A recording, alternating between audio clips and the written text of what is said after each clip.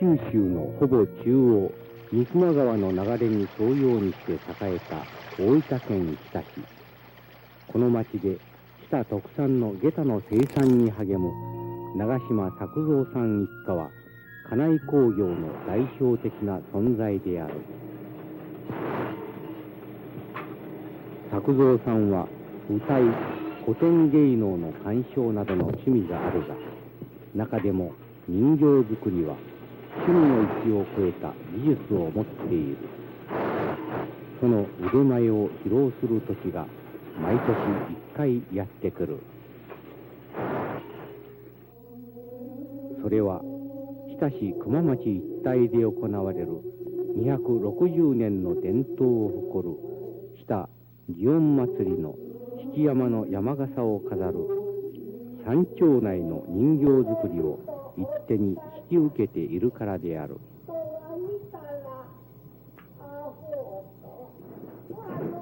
初夏の訪れを聞く頃、人形作りに取り組むが、その作業場といえば特別に部屋があるわけでもなく、母屋の縁側で行われる。人形に使用する首は江戸末期から使われている首もかなりあり、二十数首の中から下代に合わせて首を選び、ペーパーで古い化粧を落としていくのが第一の作業である。12体の人形を作るのに1体ずつ仕上げるということはしない。首に塗る下地塗料の乾燥の関係で数体ずつ並行して行う。乾かしては塗り、乾かしては塗り、顔の肌が滑らかになるまで行われるが、天候にはかなり左右される。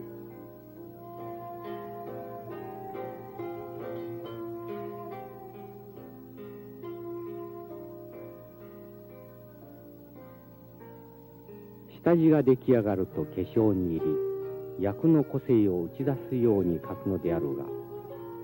眉などは自然と自分好みに描き込んでしまうので、ふと我に返りやり直すことも多い。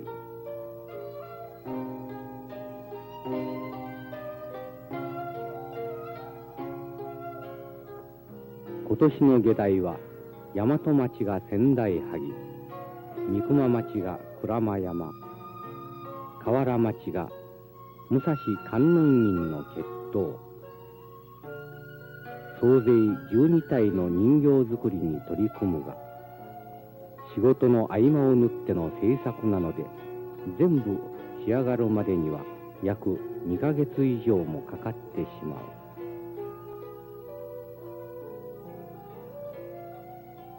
結髪には昔芸者さんたちがよく使用したつけ毛を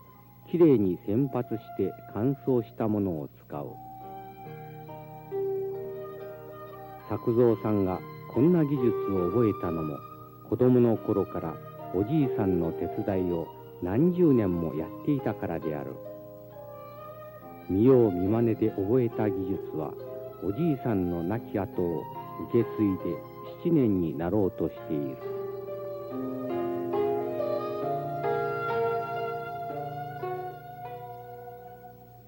人形が持つ刀、鎌、提灯、巻物など小道具の類はすべて作造さんが作る。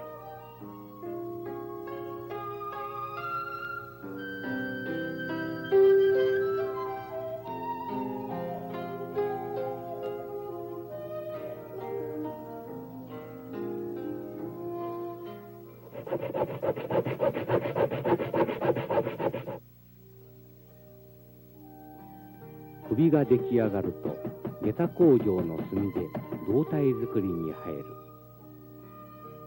木材で背丈も手足の長さも人間と同じような骨組みを作る。手足のわずかな表現にも気を配る。かつて作造さんが長く務めたおじいさんの手伝い役を今は弟さんが務めてくれる。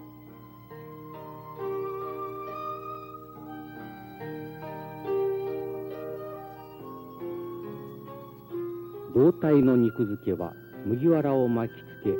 新聞紙やガムテープを使い、ふんわりとした感じの人間と同じように作り上げてゆく。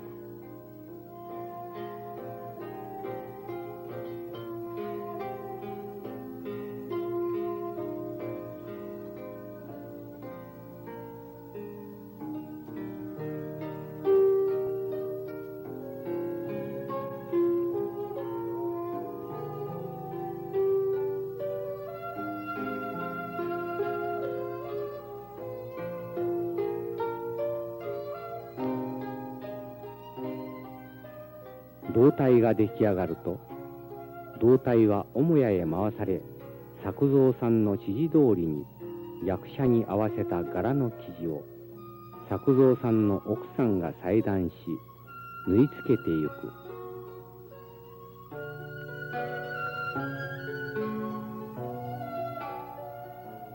襟には生地を使わず、白い紙を折って使う。こうした一連の作業が一つの人形ごとに行われる。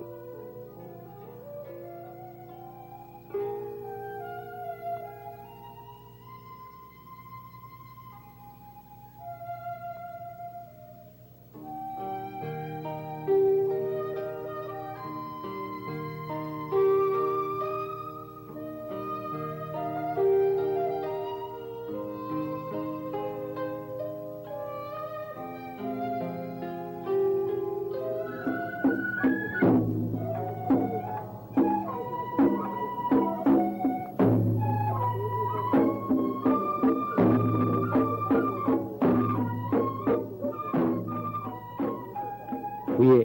太鼓、三味の奏でる祇園囃子で始まる小屋入りは、祇園祭りの無事を祈る祇園行事の始まりである。この頃には人形もかなり出来上がってくる。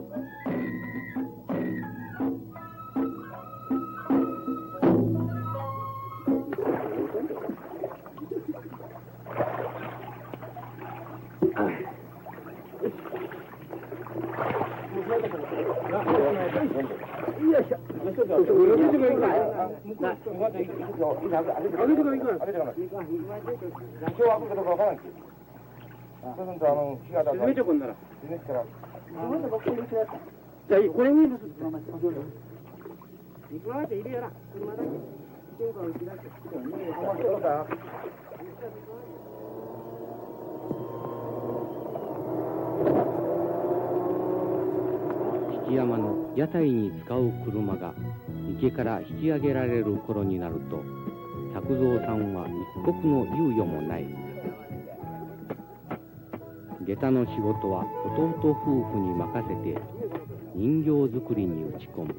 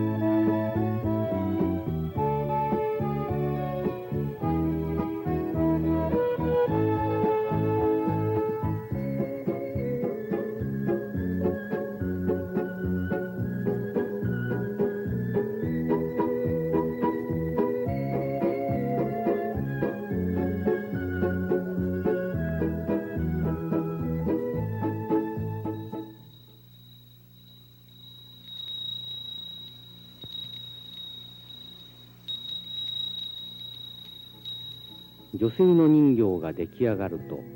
髪の乱れを整える。鬢付けにはふのりを使って行われる。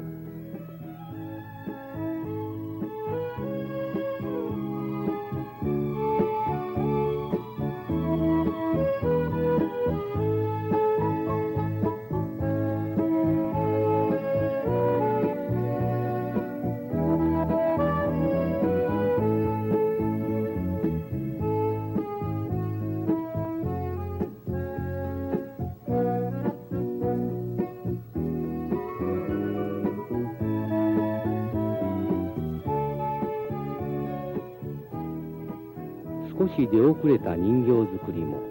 空梅雨のおかげで予定通りに進み、着付けの終わった人形の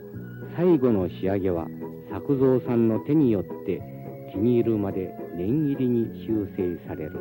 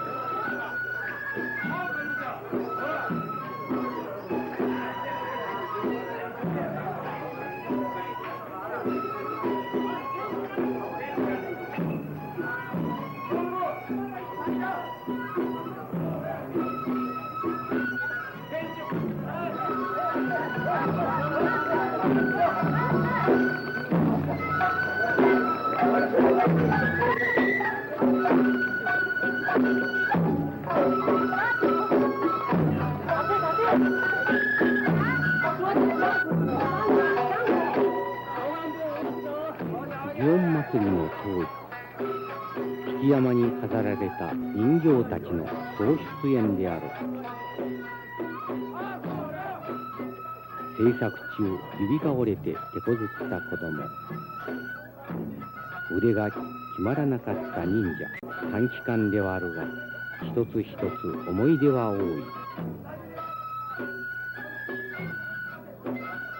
さあ、元気に行ってこい、無言役者よ。長島夫妻は見送る。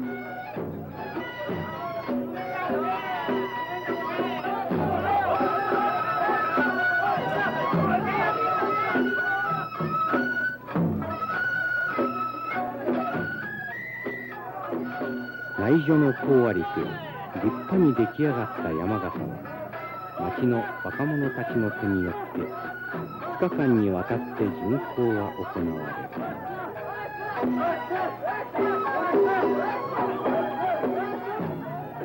日本を代表する祭り、祇園祭は全国各地にあるが、下は下なりの趣があり、その下祇園を絶やすまいと、長島夫妻は町の人形師としてこれからも務めますと語ってくれた。